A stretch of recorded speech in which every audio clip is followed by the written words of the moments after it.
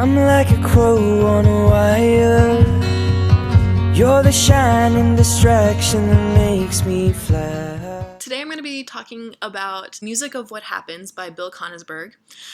Knew nothing about this book before I started reading it. It is an LGBTQIA friendly book that does also look at romance, not in a coming out story, which is so prominent in LGBTQIA novels, but instead two people living their life, falling in love in the summer.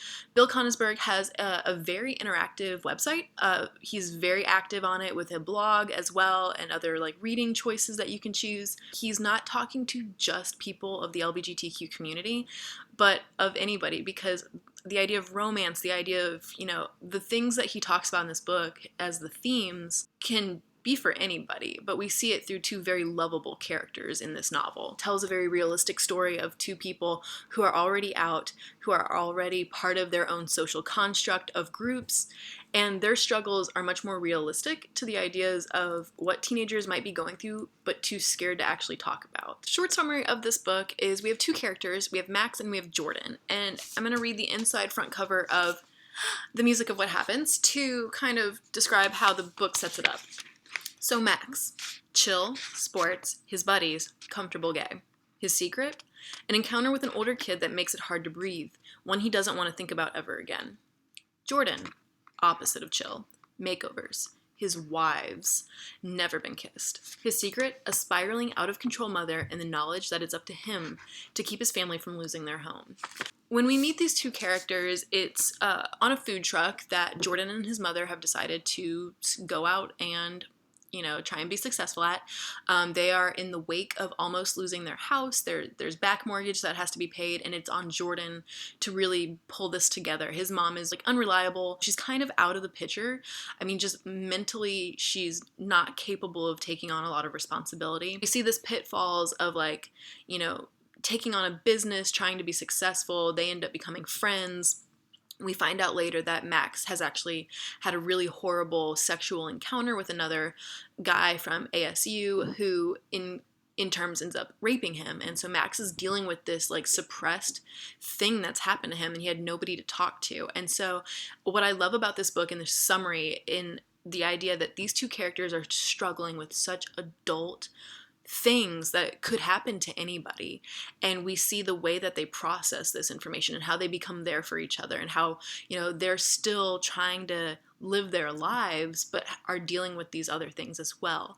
So each chapter is from a different perspective. It switches back and forth between Max and Jordan. We see that they balance each other out, total polar opposites, but are attracted to each other and are helping each other grow and understand what it means to live in this world, not just as a gay, but just to survive as a human being. So that is something that I love about the way Bill Konigsberg writes this story, is that the dialogue is so witty and so realistic. How Max talks to his dude bro friends versus Jordan and his female wives, that he calls them, as they're kind of like this clique, total polar opposites, which is really fun to read into. Adults represented in this book are completely polar opposites, just like Jordan and Max being completely different. Their parents are also similar to that. Jordan's mom is written out of the mix pretty early on. She just can't handle life. I thought she had a mental disorder at the beginning of the book, but I think it's just the fact that she's under so much pressure of this gambling addiction that she's hiding. She's pretty much the reason why the house is being, foreclosed on. Max's mother, however, is very strong. She's empathetic, she's kind, she's very stern. She's this clear, what a parent should be. Very open to the idea that Max is gay, very, hands-on as a parent. Max's dad, however, is out of the picture. He's a comedian somewhere. One quote from Jordan's mom is near the end of the book when she's really breaking down and realizing that she needs help. She says, "For what it's worth, nothing you could think about me is worse than what I think about me.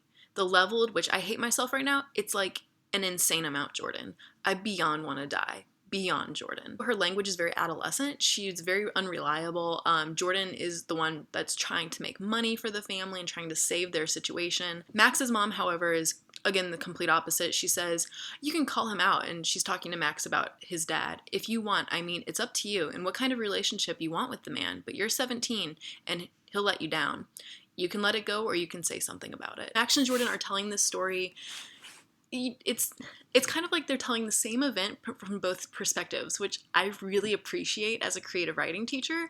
So we get one moment, but we get Max's perspective and Jordan's perspective. And so then it really does clear up how the other one feels. And we even see, they question, why is he looking this way at me? And then the next chapter, it's, I'm looking at him this way because. The theme of identity is very clear here. This is not a coming out story, but it is still a coming of age story. So the identity of Max, seen as a dude bro, has dude bro friends, plays sports, super thick, chunky, muscular, like loves to go to the gym, kind of jock character. He enjoys drawing and painting, and he's discovering that he enjoys the softer side of people. That's why he's attracted to Jordan. Jordan, identity-wise, very hard on himself. A lot of the book, he puts himself down mentally. We see his inner monologue with his thoughts and how he doesn't think he's attractive and how he thinks he's too feminine and how he can't believe somebody like Max would like him.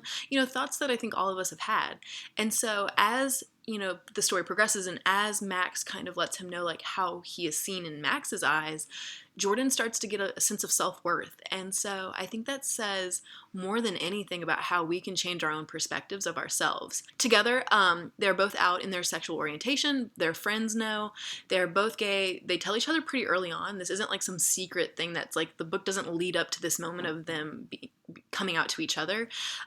It actually brings them closer together really early on, like chapter 3, maybe. The book doesn't consider this as an aspect of who they are. Instead, we focus more on the identity with their struggles. But their identity is they're not only discovering who they are by themselves, but who they are together and also how they become better because of each other. And they acknowledge that as well through the story. One of the other themes is just love and relationships. We get the relationship between both of the boys and their parents. We get a relationship between both of the boys and their friends. We also get the relationship of them and each other. So I think other than the fact that Max and Jordan start to date after they're working together, there's a relationship aspect where both of them are very similar. They both have friend groups where there's two others that accept them and love them for who they are. Both seem to have very superficial relationships with each of their groups until at some point, because of the struggles of their worlds colliding, they decide to become more serious with their friend groups, and this opens up into a much more authentic and realistic relationship.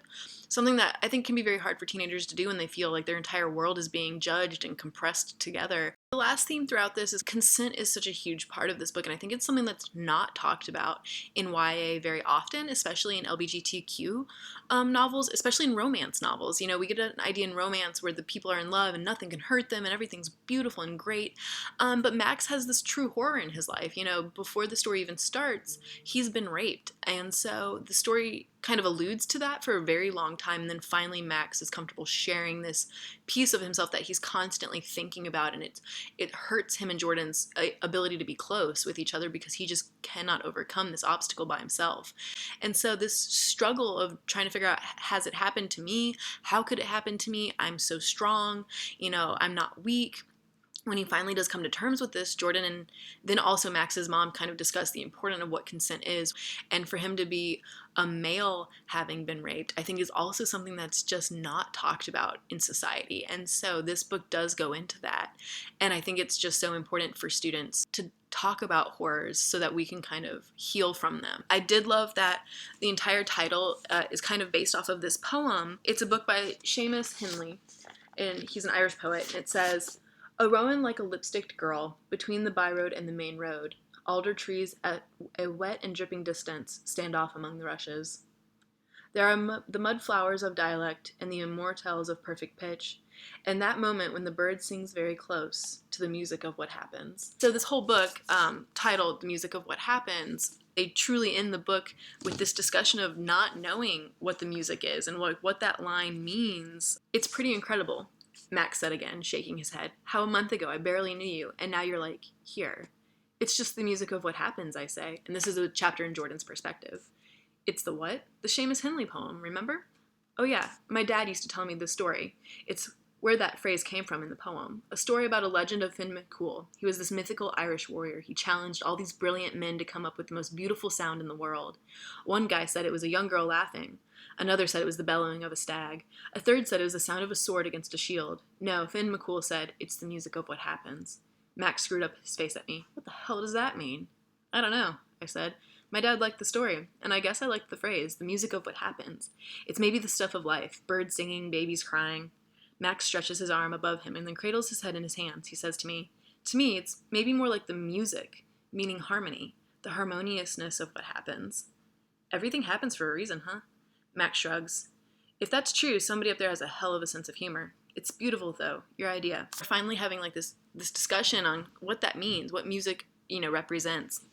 I think it's something that we can all kind of consider, like, what is that harmonious moment in our lives that transcends everything that we believe and think, and like what brings us together and why are we brought together, how are our paths crossing and not crossing all simultaneously. And that's something that Jordan and Max talk about in this book, and I think that's something that really resounds with me and the connections that I make with people.